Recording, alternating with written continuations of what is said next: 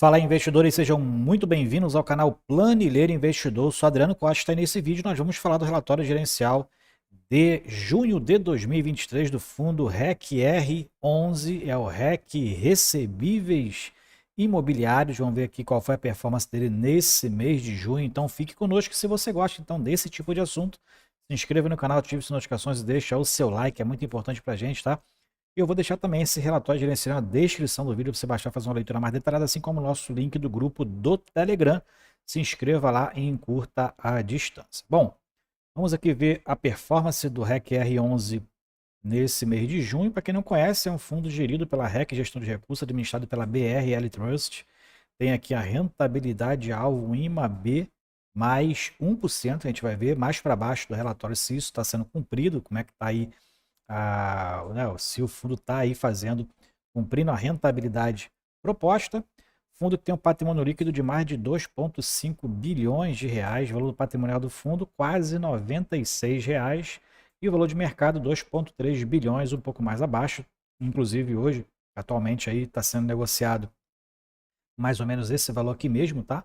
Depois do preço de ajuste aí dos proventos anunciados, o fundo está sendo negociado aproximadamente a 89,29. Fundo que paga um total de taxas aqui ao mês de 1,20% sobre o PL, não tem taxa de performance, tem mais de 26 milhões de cotas emitidas, é um fundo na base 100 e mais de 187 mil cotistas. Eu sou um desses cotistas, inclusive. Tem aí em torno de 8% da minha carteira de fundos imobiliários alocados no REC-R11. É a minha maior posição, inclusive. E o fundo tem pago os bons proventos. A gente vai ver aqui, dentro da regularidade do fundo, como é que foi esse desempenho, inclusive. Então, a gente tem aqui o fundo que no dia 14 vai pagar, então, 90 centavos de dividendo, como anunciado, né? Então, o fundo vai pagar mais de 24 milhões de reais em proventos, né? E a cota de fechamento foi um pouco menos aí, de R$ 90,00, R$ 89,29, que dá um dividend yield de 1,02% ao mês, né? Em média, dividend yield anualizado de 12,20%. Aqui mais para baixo ele fala que encerrou o mês com 95% dos seus recursos alocados em 90, na verdade, 90 operações de CRI e 3 fundos de investimento imobiliário na carteira. E o fundo não tem previsão de captação em novas emissões, aí, novos recursos em emissões.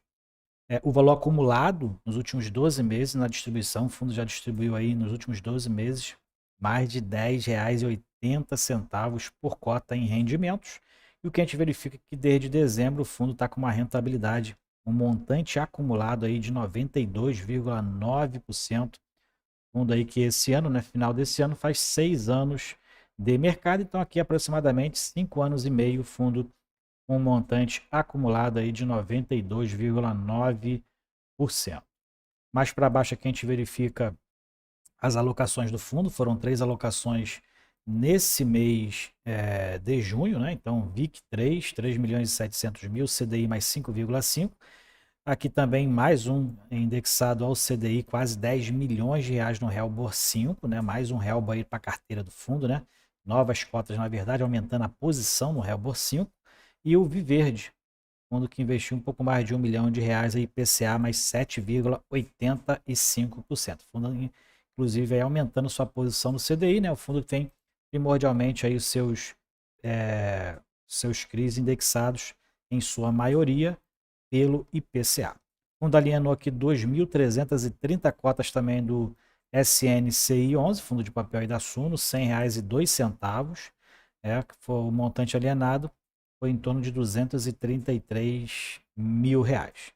Na liquidação aqui de CRI, o Ponta de Iambupe, fundo aí liquidou então parte, o montante correspondendo a 6,8 milhões de reais. Bom, mais para baixo aqui a gente verifica o patrimônio do fundo, não teve alteração. Dentro das alocações de ativo também aqui em torno de 95%, como a gente fala. Inclusive ele fala também aqui, né, 95% em ativos-alvo do fundo aí, é o CRI mais o FI, né? O restante é em caixa. Então o fundo tem aqui em caixa aproximadamente 63 milhões de reais em caixa, o restante investidos aí ou em imóveis, que foi dado como garantia, inclusive, né, recebeu como garantia em alguns CRIs aí que tiveram problemas. O fundo está com 78 milhões em imóveis, 107 milhões em FIIs e 2,3 bilhões em CRIs. 90% então são CRIs, 4% em FII, 3% em imóveis, o restante em instrumentos de caixa e outros recebimentos, né? Mais para baixo que a gente verifica o portfólio do fundo, então são muitas operações no portfólio do fundo, né? E aqui a gente verifica, em sua maioria, que é adimplente, né? Não tem nenhum aqui em inadimplência, tem um aqui em vencimento antecipado, né? Que é o da Ávida, um loteamento, mas o restante aí tudo adimplente aí no fundo praticamente. O fundo, então, com 90% da sua carteira aí em CRIs, uma diversificação de mais de 90, na verdade de 90 papéis, né? Com certeza aqui tem muitas empresas repetidas, ou seja, que pertencem ao mesmo grupo, né? Como a gente vê o Helbo ali, o Helbo tem 5 papéis, né? Como a gente verifica na última aquisição, tem o Hotel Rosewood, né? Tem Vitacom, tem alguns papéis repetidos aqui, Credit Home, Cortel, né? O que diminui essa diversificação, então não é 90, né? Mas a gente verifica aqui que são 90 papéis diferentes, mas muitas empresas são do mesmo grupo, né? O que diminui essa diversificação, mas não deixa de ser um portfólio diversificado. Aqui ele tem colocado aqui um papel, uma folha de relatório sempre falando sobre as adimplências e alguns CRIs da carteira. Então, Aracaju Shopping adimplente, representa aí 78% de alocação do REC-R no CRI, né? Mas na carteira do REC-R é 1,2%, assim como aqui o Ávida também, que teve vencimento antecipado. Então teve esse vencimento antecipado em razões de descumprimentos contratuais, mas tem uma representação muito pequena aqui dentro do patrimônio do fundo.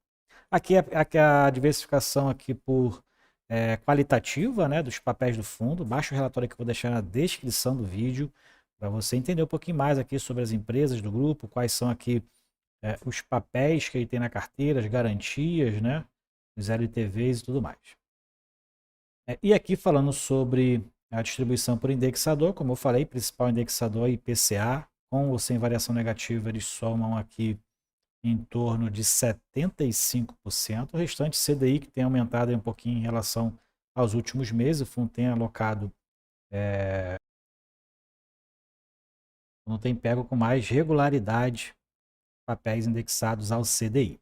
Aqui só a diversificação por segmento, maioria aqui em corporação e loteamento, né? Tem algum percentual também relativo aqui de hotéis. Corporativo dentro do segmento de risco, 65%, que diminui o risco do fundo em relação aos segmentos, né? Corporativo ou pulverizado. E aqui a gente verifica a distribuição regional por securitizadora também, que não é muito importante. E aqui a DRE gerencial do fundo.